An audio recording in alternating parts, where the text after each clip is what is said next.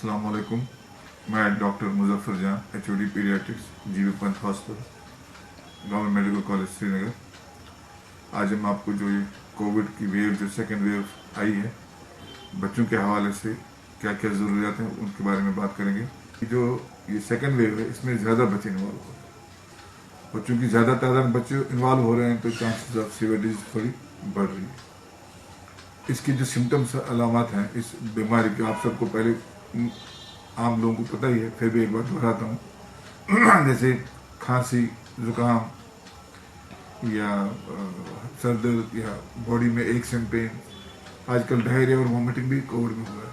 तो अब इसके अलामत में आपको ख्याल रखना है कि ये सब तो माइल्ड डिजीज के अलामत है, लेकिन अगर ब्रीदिंग रेट यानी कि फास्ट ब्रीदिंग होगी बच्चे में तो ये सीवियरिटी बढ़ जाती है। खासतौर से आजकल हम बोलते हैं कि घर में आप सैचुरेशन चेक करो, सैचुरेशन 94 के ऊपर होनी चाहिए।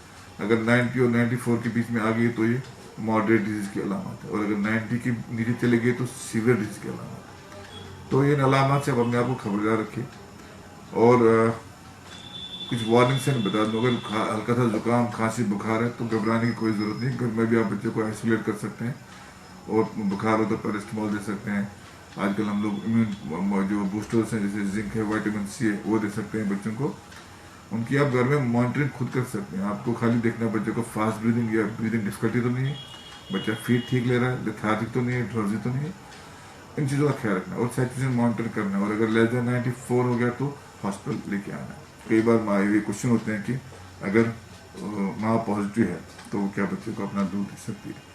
तो जो रिकमेंडेशन प्रेजेंटली है कि माँ अगर पॉजिटिव हो तो भी अपने बच्चे को दूध पिला सकती है, लेकिन वो मास्क लगाएं और हैंड वॉशिंग करें इस टाइम में। और बाकी टाइम में बच्चे को दूर रखें अपने से। अगर घर में जगह है तो दूसरे कमरे में कोई दूसरा बंदा उसको केयर करेगा। अगर नई जगह तो एक ही कमरे में कम से कम 6 फुट का डिस्टेंस रख के दूर बच्चे को रखें।